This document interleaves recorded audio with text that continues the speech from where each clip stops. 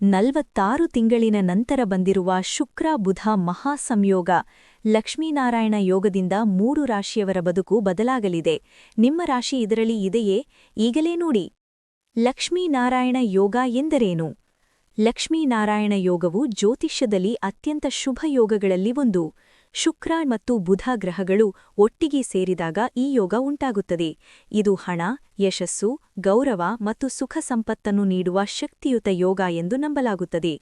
46 ತಿಂಗಳಿನ ನಂತರ ಬಂದಿರುವ ಶುಕ್ರ-ಬುಧ ಮಹಾಸಂಯೋಗ ಲಕ್ಷ್ಮೀನಾರಾಯಣ ಯೋಗದಿಂದ ಈ ರಾಶಿಗೆ ಖಜಾನೆ ಫುಲ್. ಜ್ಯೋತಿಷ್ಯಶಾಸ್ತ್ರದಲ್ಲಿ ಗ್ರಹಗಳ ಸಂಯೋಗವು ಮಾನವ ಜೀವನದ ಮೇಲೆ ಮಹತ್ವದ ಪರಿಣಾಮವನ್ನು ಉಂಟುಮಾಡುತ್ತದೆ.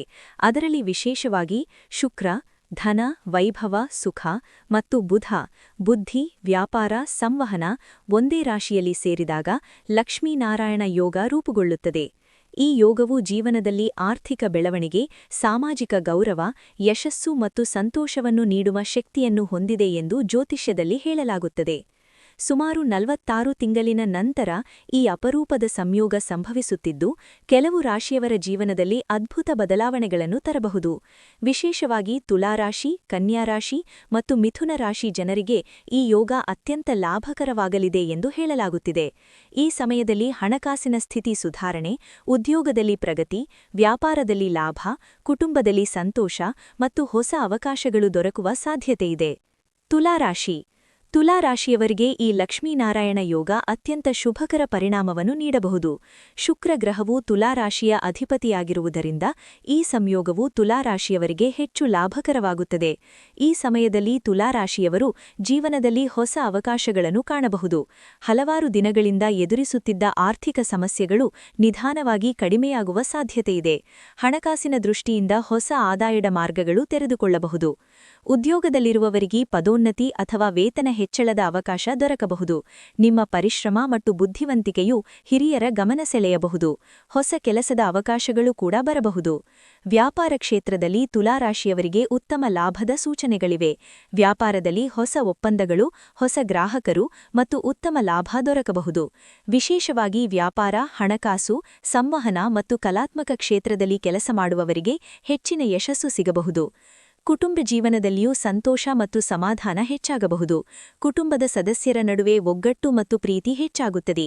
ದಾಂಪತ್ಯ ಜೀವನದಲ್ಲಿ ಸಂತೋಷ ಮತ್ತು ಸಹಕಾರ ಹೆಚ್ಚಾಗಬಹುದು. ಹೆಚ್ಚು ದಿನಗಳಿಂದ ಬಾಕಿ ಉಳಿದಿದ್ದ ಕೆಲಸಗಳು ಈ ಸಮಯದಲ್ಲಿ ಪೂರ್ಣಗೊಳ್ಳುವ ಸಾಧ್ಯತೆಯಿದೆ. ಕೆಲವು ಜನರಿಗೆ ಮನೆ, ವಾಹನ ಅಥವಾ ಹೊಸ ಆಸ್ತಿ ಖರೀದಿಸುವ ಯೋಗ ಕೂಡ ಬರಬಹುದು. ಆಧ್ಯಾತ್ಮಿಕವಾಗಿ ಕೂಡ ತುಲಾರಾಶಿಯವರು ಶಾಂತಿ ಮತ್ತು ಸಂತೋಷವನ್ನು ಅನುಭವಿಸಬಹುದು. ದೇವರ ಭಕ್ತಿ ಹೆಚ್ಚಾಗಬಹುದು ಮತ್ತು ಧಾರ್ಮಿಕ ಕಾರ್ಯಕ್ರಮಗಳಲ್ಲಿ ಭಾಗವಹಿಸುವ ಸಾಧ್ಯತೆಯಿದೆ. ಆದರೆ ಈ ಸಮಯದಲ್ಲಿ ಅನಾವಶ್ಯಕ ಖರ್ಚುಗಳನ್ನು ನಿಯಂತ್ರಿಸುವುದು ಉತ್ತಮ. ಹಣವನ್ನು ಸರಿಯಾಗಿ ಬಳಸಿದರೆ ಭವಿಷ್ಯದಲ್ಲಿ ಇನ್ನಷ್ಟು ಲಾಭ ಪಡೆಯಬಹುದು. ಒಟ್ಟಿನಲ್ಲಿ ತುಲಾರಾಶಿಯವರಿಗೆ ಈ ಲಕ್ಷ್ಮೀನಾರಾಯಣ ಯೋಗ ಜೀವನದಲ್ಲಿ ಸಂತೋಷ, ಸಮೃದ್ಧಿ ಮತ್ತು ಯಶಸ್ಸನ್ನು ನೀಡುವ ಸಾಧ್ಯತೆಯಿದೆ. ಕನ್ಯಾರಾಶಿ ಕನ್ಯಾರಾಶಿಯವರಿಗೆ ಬುಧಗ್ರಹ ಅಧಿಪತಿಯಾಗಿರುವುದರಿಂದ ಈ ಶುಕ್ರ-ಬುಧ ಸಂಯೋಗ ಬಹಳ ಪ್ರಮುಖ ಪರಿಣಾಮವನ್ನು ನೀಡಬಹುದು. ಈ ಸಮಯದಲ್ಲಿ ಕನ್ಯಾರಾಶಿಯವರ ಬುದ್ಧಿಶಕ್ತಿ ಮತ್ತು ನಿರ್ಧಾರ ಸಾಮರ್ಥ್ಯ ಹೆಚ್ಚಾಗಬಹುದು. ನೀವು ತೆಗೆದುಕೊಳ್ಳುವ ನಿರ್ಧಾರಗಳು ಬಹಳಷ್ಟು ಸಂದರ್ಭಗಳಲ್ಲಿ ಯಶಸ್ಸಿಗೆ ದಾರಿ ಮಾಡಿಕೊಡಬಹುದು.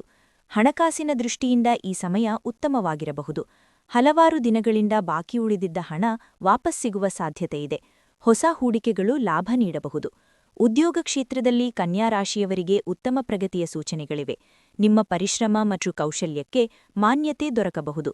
ಹಿರಿಯರಿಂದ ಪ್ರಶಂಸೆ ಮತ್ತು ಪ್ರೋತ್ಸಾಹ ದೊರಕುವ ಸಾಧ್ಯತೆಯಿದೆ. ವಿದ್ಯಾರ್ಥಿಗಳಿಗೆ ಈ ಸಮಯ ಅತ್ಯಂತ ಅನುಕೂಲಕರವಾಗಿರಬಹುದು. ಓದಿನಲ್ಲಿ ಉತ್ತಮ ಫಲಿತಾಂಶ ಪಡೆಯುವ ಸಾಧ್ಯತೆಯಿದೆ. ಸ್ಪರ್ಧಾತ್ಮಕ ಪರೀಕ್ಷೆಗಳಲ್ಲಿ ಯಶಸ್ಸು ಸಿಗಬಹುದು.